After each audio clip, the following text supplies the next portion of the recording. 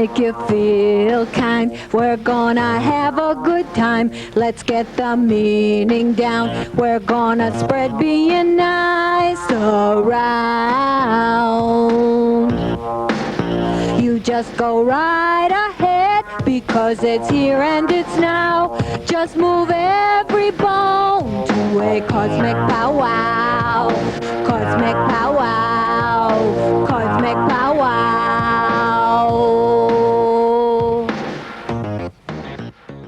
Hello, hello. How are you out there in Boston and our sister city, Cambridge, where this tape will eventually find its way? Hope you're feeling good tonight. This is the show that asks you to think, really think. And I was wondering, maybe someone could even come up with an idea for a thinking cap that we could have as a logo for this show, because we're here to think. And we're not here to think about what the experts are saying or to be experts ourselves. We're here to think about what we think. We're trying to use our brains to come to a better condition, to come to a better life for ourselves and for all of us. So far we've talked about healthcare, the media, inflation, cultural engineering, animals, the elderly, the young, big institutions, awareness, and adult relations with teenagers. So we're accumulating a general, large background of contingency awareness, life awareness, cultural awareness, self-awareness. And in the midst of that, we're going to also be going towards more specific and practical kinds of ideas and thoughts about our situation that we can improve, think about, be aware of, and do something better about. I will go through some items of interest to both myself and all of us because they're very important to the life we are living. One of them is the weather conditions that we have been enduring. And even though we're not going to go deeply into that this evening, I would certainly like you to be aware, in case you are kind of subconsciously scratching your head in wonderment at the weather we're having, to be aware, to think more that certainly a lot of the extremes we experience nonstop, one after another, are far too frequent and far too away from normality, given their frequency of one compounding the other week after week, to be just flukes of nature. Or as far as New England goes, you often hear people say, that's New England. Well, it's not New England. But specifically for our recent memory, we have, we're in the month of January, and we have the extremely severe weather that has plagued the Dakotas, in particular South Dakota, with wind chill factors going to -85. We also had some well below zero temperatures in the upper Midwest in November, and very deep snows, which causes us concern not only for the people but for the poor animals, because these are things that are happening too extremely, too early, too late, too much snow, too much water, not enough sun, too many clouds, too much drought, too many floods, the floods in California recently, too many fires. And fortunately, the area we're broadcasting from, which is the Boston area, has been spared, relatively speaking, what a lot of people have had to contend with. But these are not normalities. These are things caused by man-made contingencies that are affecting the physical universe that we live in. And one of the biggest culprits is radiation emission into the atmosphere, of which some have happened because of explosions and testing. Others happen just on regular operations of radiational enterprises.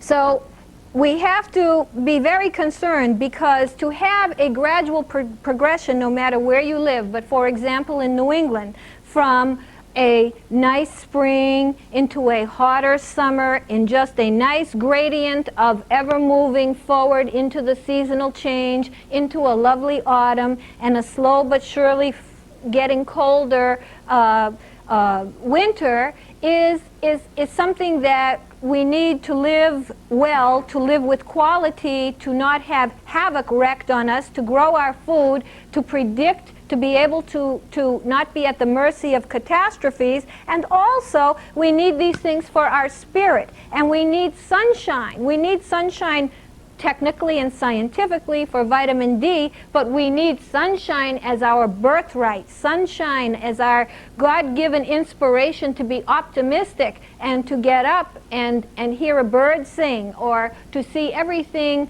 move in a regularity. The way nature is behaving now is in fact regular, but regular for contingencies that are causing horrific damage on the only earth we have, and an earth that will stand the test of time before us and after us, and that is worthy of every respect we could ever give any living thing. The ultimate reverence due to our earth, our water to be clean, our air to be pure, radiation free, and for all of these seasonal changes and water and air and earth changes to happen in a cyclical fashion as has been known in recent history.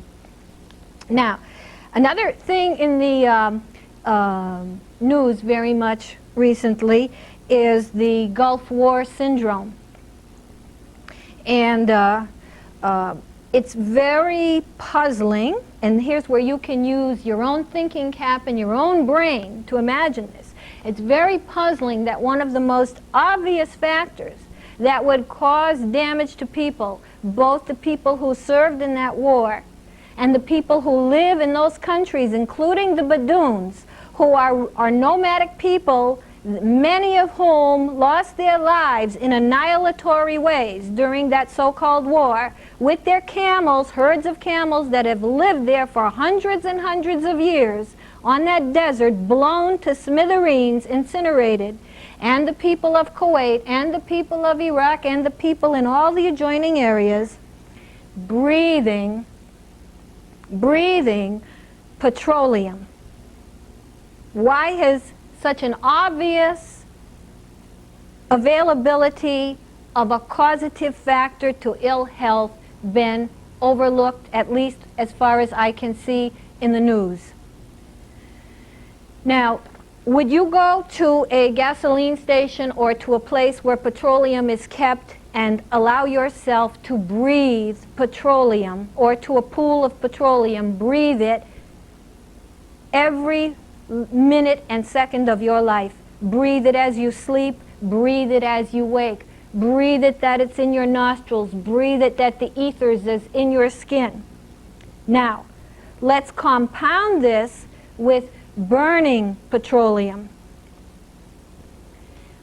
Thick, acrid smoke for days and days, never a respite, breathing the products that come from the burning of petroleum. And while we're on the issue of petroleum, I mean, certainly you know you'd never advise your child to be doing something like that. You would not do it yourself. You can see right away the sickness that this would cause to you. You would feel it. But while we're on the issue of petroleum, I'd like to also mention that so many things that we make from petroleum, plastics, polyethylenes, polyurethanes, I've not brought a list. The list is extremely long. They're all not good for us. We shouldn't be immersed in petroleum products, petroleum processes, things such as these styrofoam, very toxic, having exchange with the foods that they come in contact with, saran wraps, also not being biodegradable, also being highly costly. When you go to a grocery store and you buy 6 oranges, you could just as well get those 6 oranges in a small plastic bag, which is still using plastic. but how much less expensive and how much less wasteful and earth negative would at least having the oranges in a plastic bag be. This is not good for your skin. This is not good for your liver. These are not good things, and there are so many petroleum things that we're using and rubbing against and getting the ethers from. Now, another topic that we very heavily, because it is so sad and it is so torturesome, that we very heavily emphasize and try to communicate about is our poor animals, particularly our animals who suffer being in laboratories to be experimented on. This is so grievous, as I have said in past sessions, that were you to witness it, you would probably be unable to tolerate it and just flail yourself at the irreverence and desecration of life, such as beautiful life, such as animals. Now, I recently received another journal from the Institute of Laboratory Animal Resources from Washington, D.C., which is affiliated with the National Research Council, and I'd just like to run a few points to you about some of the items discussed in this recent journal. One of them is how now very common animals, not usual laboratory animals, and I think one of the reasons for this probably is the ease with which you can just go out and capture some animals right in the field and breed them as an alternative to perhaps some of the objections that are being voiced about using classic animals such as cats and dogs and God forbid monkeys. So now animals like ground squirrels, voles, deer mice, woodchucks are being recommended for use in laboratory experiments. They are being recommended for use in being exposed to chemicals to study them and see what happens to them when they are exposed to chemicals. They're also being used to study diseases. Our beautiful little ground squirrels and woodchucks being taken and bred for experimental purposes. Now, monkeys are still being used all over the world, and they are, regardless of that they're so intelligent, but they are so intelligent. It's so shocking to imagine monkeys being exploited for laboratory use, but they are, and right here in Boston they are as well. And they carry many viruses. They carry viruses specific to monkeys, but they also carry the herpes B virus. And as one article here says, it's widespread within import and domestic rhesus monkeys in the breeding populations, and it continues to represent a significant health threat to personnel who care for rhesus monkeys or who handle their tissues. So we have to be aware as well that some of the diseases continue to be, can be an issue right from laboratories and persons who are working in laboratories either becoming infected or perhaps even being carriers sometimes of disease. I know this may make some people very angry, but we have to be aware of all the possible places where disease can be spreading, but worst of all, how it hurts our animals. Also, in Europe, there is a proposal for a research experiment called BION to send monkeys into space, as has been done in the past. Remember how cruel? Putting electrodes in a plate into the brain of monkeys, attached, electrodes everywhere, fastened so they can't move in place and shot into space. Can you imagine a fate like that? I don't think any hell described in the Bible can beat what animals can go through. Also, they're considering using monkeys for the disease of brain tissue that was such a big scare in England recently, transmitted through cows that had a degenerative brain disease. So the use of animals goes on full speed ahead, and sadly for them, fortunate for us, fortunate for me to be free to talk about it. Pigs are also mentioned in this journal as being an up-and-coming, ever more important research animal.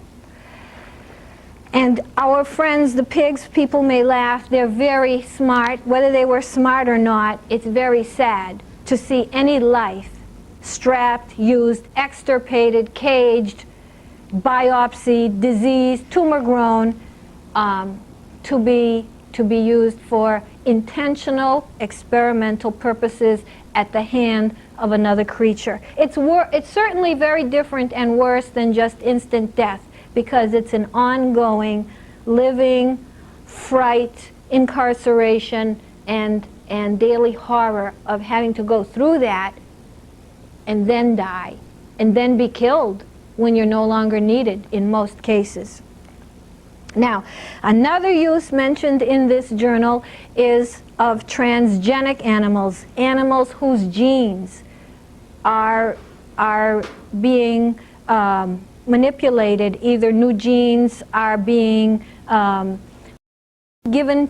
inserted into them as they develop, or altered, and so on. And this is something going full speed ahead. And the part about this that we have to remember too is it's an extremely important endeavor for the biotechnology industry, which is extremely big worldwide. And it's funded by biotechnology, pharmaceutical companies that are looking at this as a way to make money by finding out new techniques, new ways to study disease, treat disease, and do any number of things, find out information about people, and so on. And you know, some of this as well could lead to undetermined results. Admittedly, by researchers, undetermined results can come from transgenic research. New diseases can come from transgenic research. And also, as genes have been manipulated, the outcome, if any, is neutral to deleterious, generally speaking. So we're playing with something, again, the likes of which we do not know the outcome, but worse than that, poor animals are at the receiving end. Finally, the journal talks about xenotransplants, which is transplanting organs from animals into other species, and in this case, of course, humans. You probably know of the baboon heart, and I don't recall, it might have been a baboon liver as well, transplanted. This is so sad. So sad to think that you would cage a baboon only to lead him to an operating table to take away his heart. This is so sad. I wish you could think about that long and hard, how horrible that is. And the journal ends with a necessary caveat, quote unquote. It says, clinical trials with cellular transplants are already underway, and the real danger exists that the commercial applications of xenotransplant technology will outstrip both the research base and the national capacity to address special issues, including the risk of disease transmission. So biotechnology is moving faster than even the outcomes that we could necessarily control. In other words, if we see these things come to pass. I forgot to mention too the virus that was suddenly killing people in the Arizona desert a couple of years ago. I can't remember the exact date. This virus has been found to be one in animals and is also a threat in the laboratory. And who knows how a sudden outbreak like that has happened. Remember people from the Native American community who were falling dead from a virus that was transmitted through, I believe it was a rat. the hantavirus, I believe. So where do these things suddenly come from? I'd like to say in conclusion about the animals, just as a thought, I'd like to say in conclusion that for all this research, as inhumane as it is, we're so lucky it's not research on us. We will never win the battle against death. We will never win the battle against death. Now, in talking about quality of life, the overall umbrella of this show, we're talking about our behavioral environment.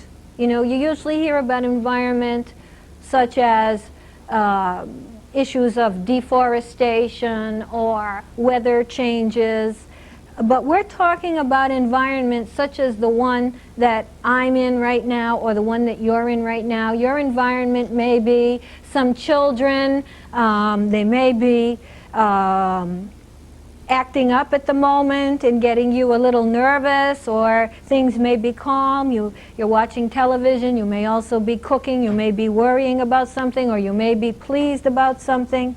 So your environment right now, between whatever is around you and whatever is on your mind and whatever physical structure you're in, is different from my environment right now. And my environment consists not only of the studio that I'm in and the lights I feel on me if I think about it, and some of the directions I'm getting from the crew people here, but also looking at crew people around me, and generally being in a room with a tall ceiling and knowing that I have to talk to you during this television period. So we're both in different behavioral environments. And my mind is not on a lot of background things right now because my attention is focused to talk to you. And and there's just no part of the environment that is immune to being thought about, is immune to having an effect on your behavior, or is immune to being rearranged or increased in our awareness so that we can think about what we can do to make environments that pull out better behavior and dissipate behaviors in us that we really don't need and don't want to contend with. And business, by the way, is already doing a lot of work on fixing its environments to make people more cooperative, make people more productive. But like everything, why is it always for business? Why is it always for money? Why can't we be thinking about what to do to make our lives better? Practical steps we can take so that we're not so vicious and violent and nasty and indifferent and upset and feeling cheated, but that we will say hello to each other, and that we'll be together more, and we'll have a more pleasing quality to what our life is about. So it's how quality of life can affect us. How we can plan our cities. Certainly in the bigger sense, we need space.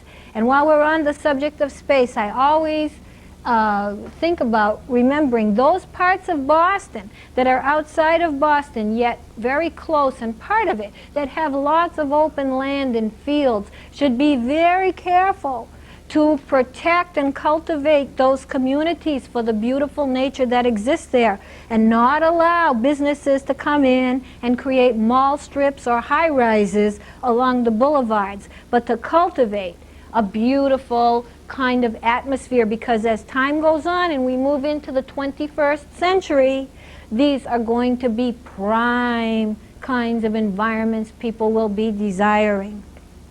And these are the kind of environments that people relax in, people calm down in. We all need space. We're territorial. We need space. We need a moderate tempo to life. We need kinds of facilities that don't dwarf us, but that heighten our sense of feeling comfortable in them and of interacting with each other. One of the big features in a better quality of life is circumstances that will permit us, in fact cause us, to be talking to each other.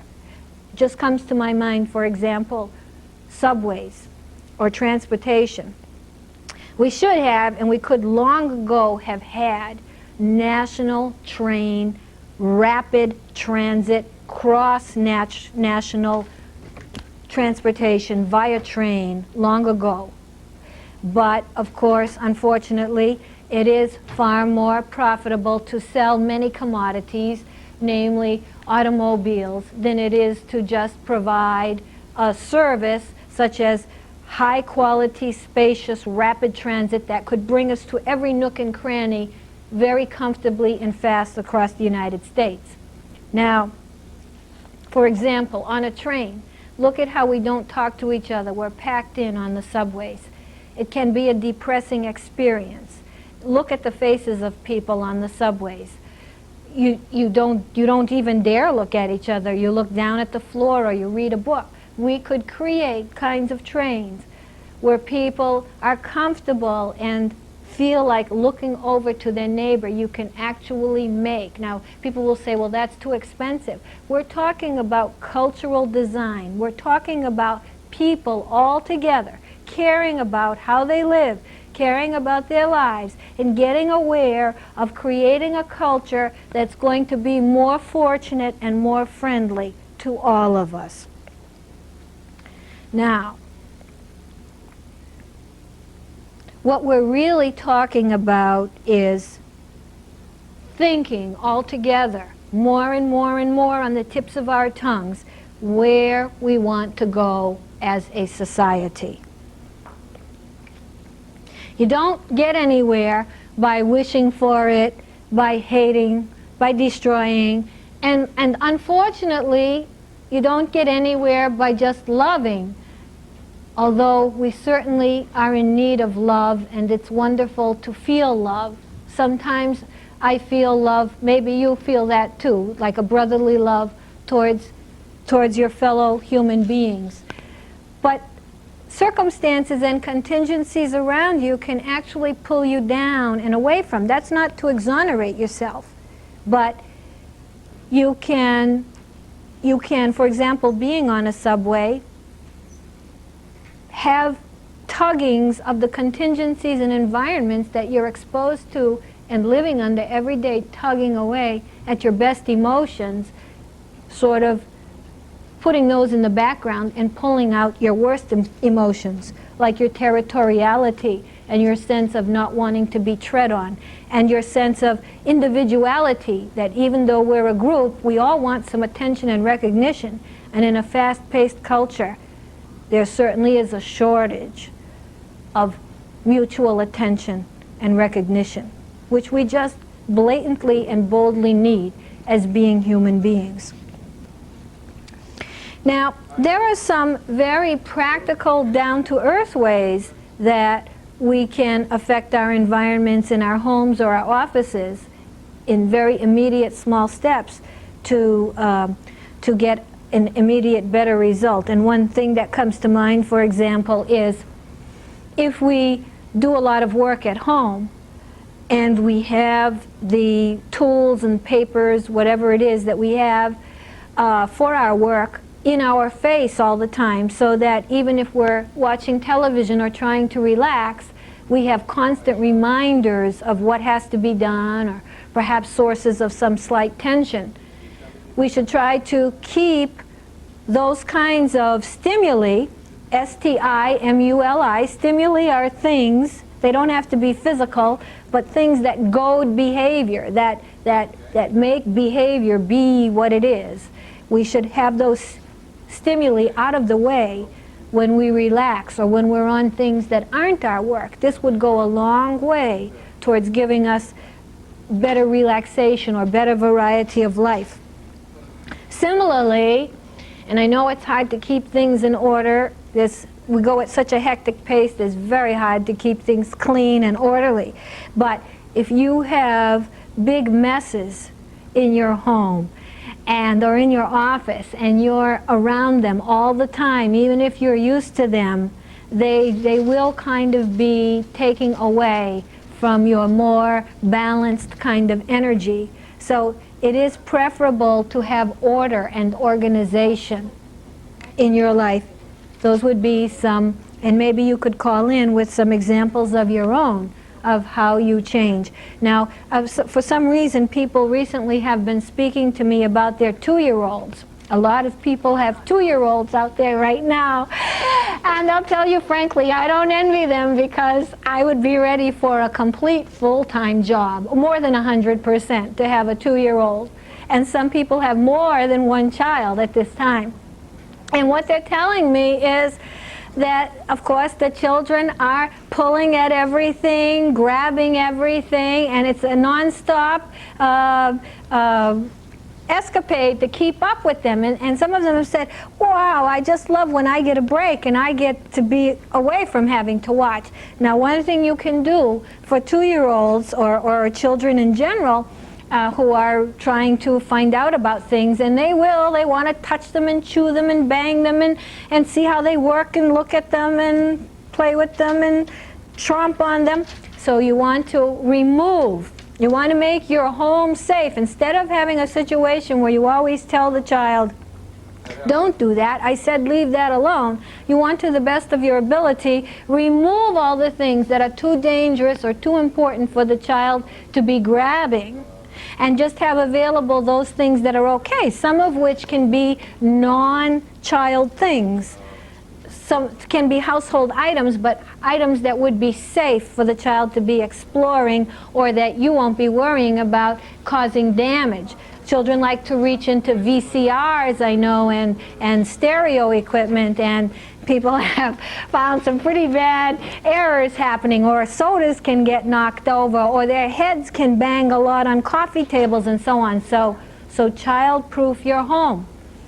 Instead of always, because long distance, waiting till something does happen and then saying, why did you do that, I told you not to, is by far the less preferable way to be conditioning your child. You want to prevent things from happening, talk to the child just in general, and not wait for the moment when the child is doing what you don't want. You want the guidance to be all along the way.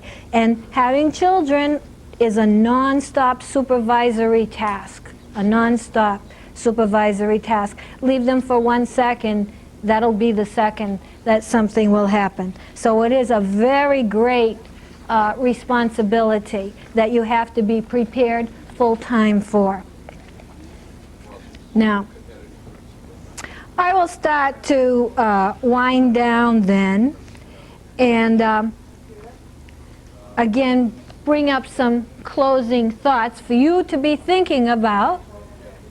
Not just whether what I say is right or wrong, but for you to go out and figure out things, and no excuse. No excuse to be a couch potato, no excuse to be brain dead, no excuse to just have a tunnel vision.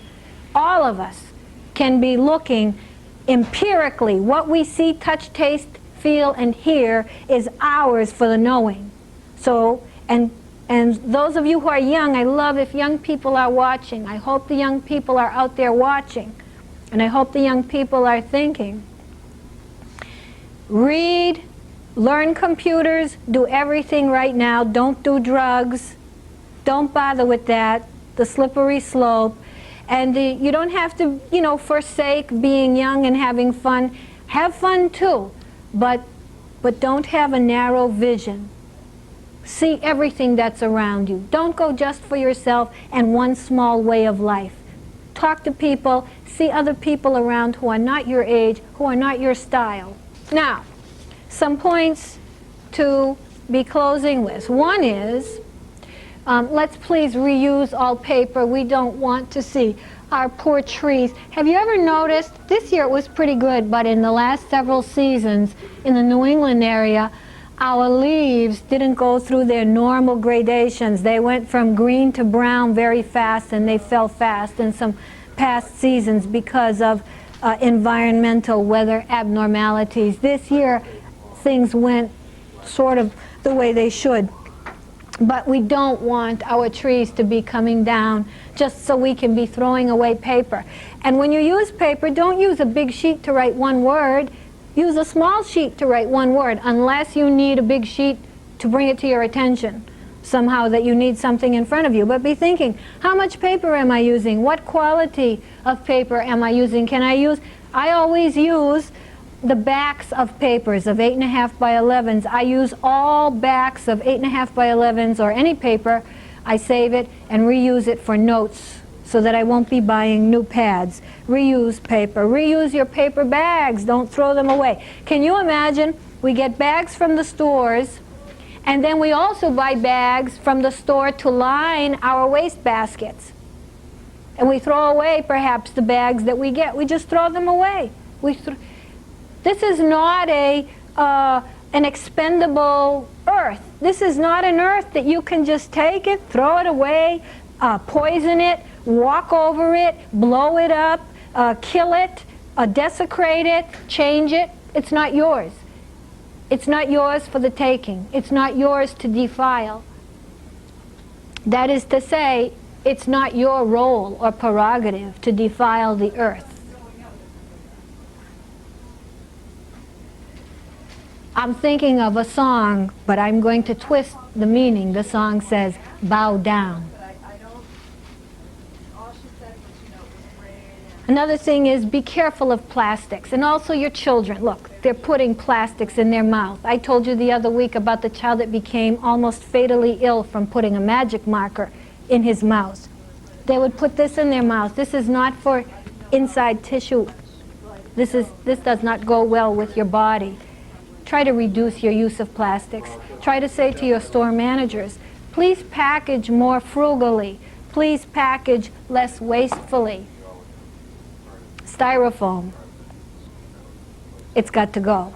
I think McDonald's, I'm not sure, but they were persuaded to remove styrofoam. However, they still use an awful lot of paper. Think of the paper used in restaurants to just be thrown away. Imagine just taking some part of a tree or petroleum or any natural resource, just using it for a second, throwing it away, using it, throwing it away. Just like that. Just like the earth is your own trash garden.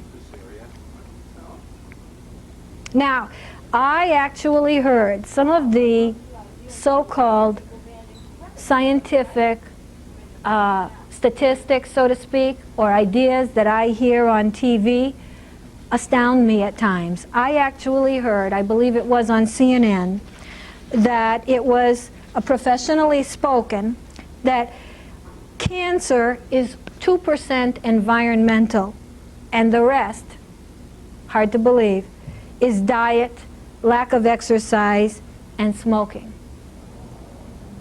Now I ask you to use your brains. I ask you to breathe the smoke of Kuwait. I ask you to breathe the nuclear explosions of China, recently done last year. They were done underground. This causes the shelf underground to move. I don't know if any were done above ground. I could be wrong. They might have been done above ground.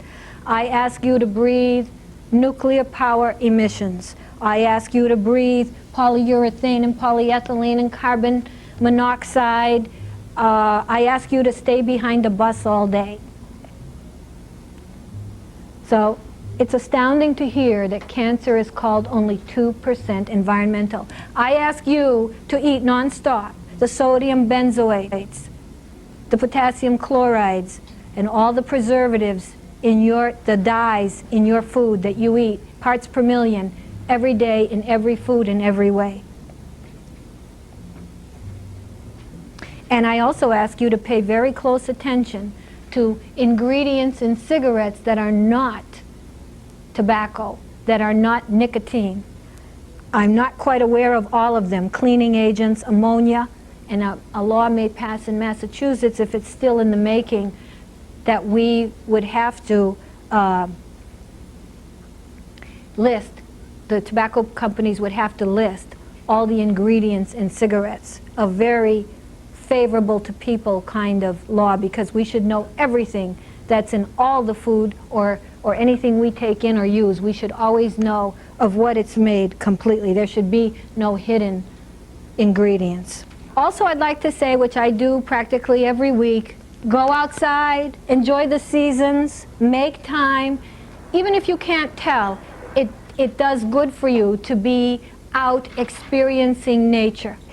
And have windows. Please be aware of the outside if you can, and say to people, we don't like to work without windows. This is something to be very aware of. You should not be in a closed environment all day where you can't see the outside. Let's get the animals out of the laboratory. Let's remember that. In the remaining moments, maybe we'll make mention of the beautiful nature we have outside. We have some samples of what you'll just see flying in the street in the city of Boston. Some nice natural pieces of trees in the city of Boston. Vegetation, I should say. And also maybe we'll make mention of these two posters which we put up for most of our shows. One of them is to relate. Please try to make your life a situation, and especially with your children, and especially with your parents if you're the child of a parent. But remember, to parents, if your children are young or teenagers, you brought the children into the world. The responsibility today is yours to try to understand them, not to let them walk over you, but they hurt oftentimes very badly. And they're living in an era where they feel they're on their own no matter how much you try to get through to them. So try to make a little allowance and allow them to say, give them the room to say what they really want to say. If you're a parent who has, if you're a child who has elderly parents, please don't forget them. If they're still able to communicate, please be in communication with them and set up environments where you can relate with your family, but we're all family, with each other, with strangers. Look people in the eye. And contingencies. Remember, all around us are contingencies bearing down events upon which our behavior is dependent. Physical, mental, emotional, psychological, effects, stimuli, matters that elicit from us the emotions, thoughts, and behaviors that make us who we are. So I say to you, it's been a pleasure to be here and speak with you. Once again, an apology for the fact that we could not receive calls apparently this evening. Please keep on thinking, what are you living for? Please think about what we've talked about. We'll be back again on the 30th, and I hope we'll be straightened out, because most of all, I'd love to hear from you. It's you that I want to be talking. So thank you for watching, and let's make the best environment that we possibly can.